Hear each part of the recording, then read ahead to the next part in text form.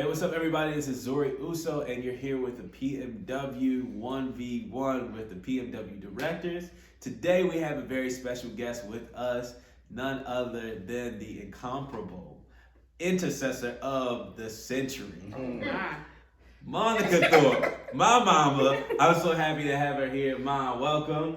Happy to have you here. How you feeling? I feel great. Good. So listen. This lady, I always say, is one of the most instrumental people in my life. But I want her to introduce herself so that you get to know what she wants you to know about her. So in, I guess, a nutshell, can you introduce yourself to the people that are now PMW Society members? Good evening. It may not be evening when they're watching it. Hello, everybody. My name is Monica Thorpe. Who am I? I am a lover of God. I am a woman of God. I am a woman of wisdom. I'm a counselor. I'm a counselor because God said I was a counselor. And so that was something that he spoke very early over my life, and I've moved into that. And so, yeah, that's it. Well, listen, we're excited to have her here. She is, if you've ever held a conversation with her, a natural born counselor. And so her insight and the wisdom that she offers always blows my mind. And so we're happy to have her here and to talk about, obviously, getting to know her a little bit better. But also, we're opening up this whole 1v1 series with a series within itself. And the series is called Me versus Me. Mm-hmm. And so we brought you in to talk about that, obviously. And so on a me versus me basis, when you hear that topic, when you hear that title of a series, what does your mind immediately go to? Me versus me, I would say my mind automatically goes to a conflict that we're going to have.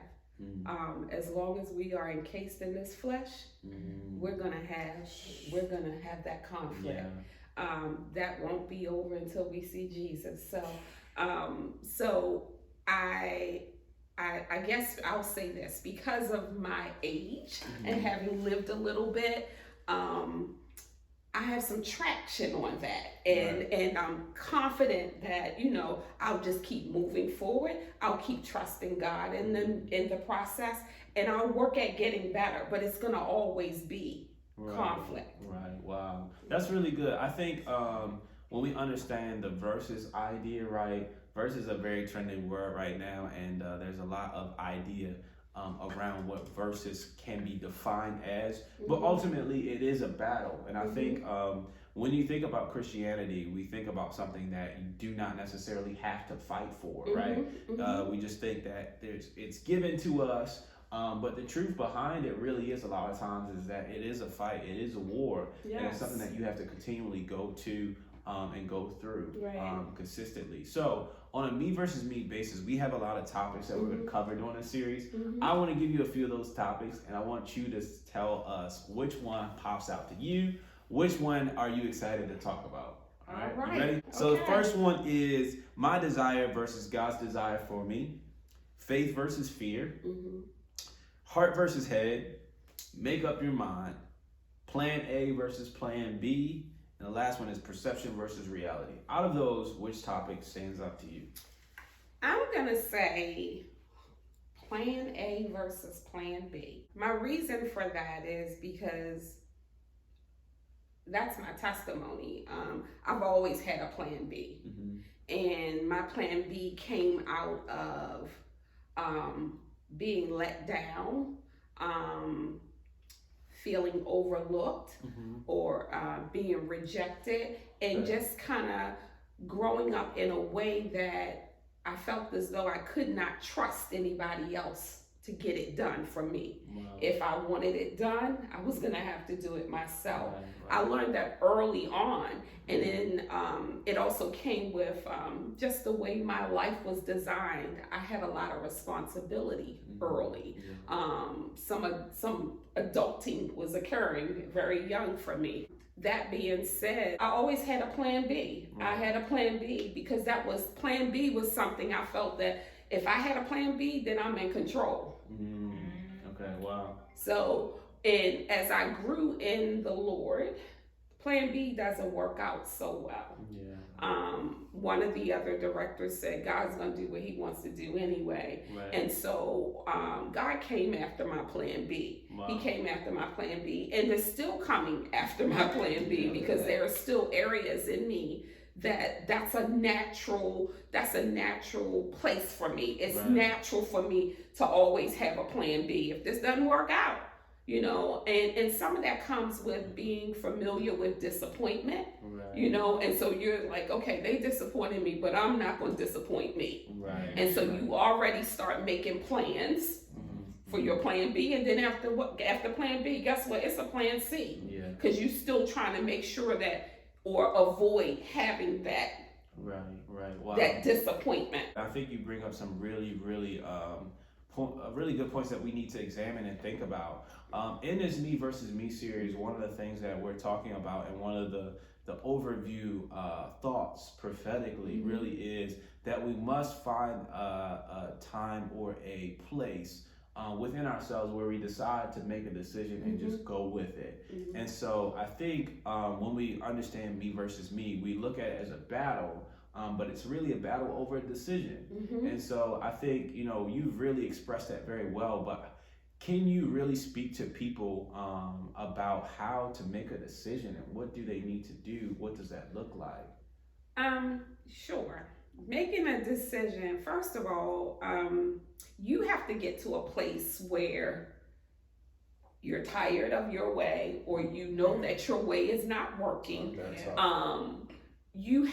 Something has to happen, right? I don't think any of us, if something is going well, we're not gonna pretty much change it, right? Yeah. So if it's not broke, don't fix it, right? Right. So you get to a place, you may get to a place by just maturing, by maybe the people that are around you, whatever that causes you to get to that place where you're tired of it, or an encounter with God, that could bring you to that place.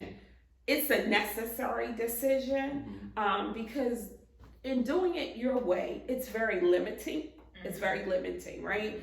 I'll go back to my plan B. I had a plan B, but even when I did my plan B, there were so many things that were unaccounted for. Because I don't see what God sees, right? So I'm always missing. I have missing pieces, or I missed a step, which then, like I said, leads to a plan C. So at some point, you make that decision. You have to make it. You have to say, I'm going to surrender. I'm going to give this up. I'm going to relinquish my control, because it really, for me, and a lot of times when you are a planner, it's a control thing. It's a control thing. You want to control the outcome, and so with God, we can't do that.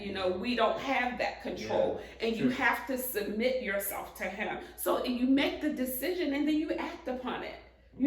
Trust God. You have to trust Him. You have to be willing to trust Him. Sometimes we don't trust Him because we don't know Him. We don't know His character. So learn about Him. Learn His character. Know that He's a faithful Father. Know that He'll never let you down. Know that He's always working things out for your good. Know that He's just your champion, that He wants nothing but good for you. So when you learn His character, and you know that that's how He is, it's easier to trust Him.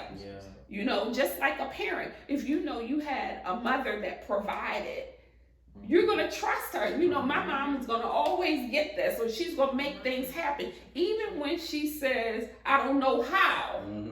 When she says she doesn't know how, your trust was still, I don't know how she's going to do it, but it's going. You're still believing her for that thing. And we have to, it's the same thing with God. When we read His word, and when we learn His character, we know who He is. We know that He's a healer. We know that He's a deliverer. We know that He's a comforter. We know that He's a mind regulator. We know that He is our all in all. When you learn these things about Him, when you become intimate with that part of Him, it's easier to execute on that decision, to take the next step in that decision. I understand. That's really good. I think you offered some really helpful points for people who are struggling to make decisions. One of the things though, I hear even, you know, maybe someone's watching this and they're looking at this and they're saying, yeah, that does sound good.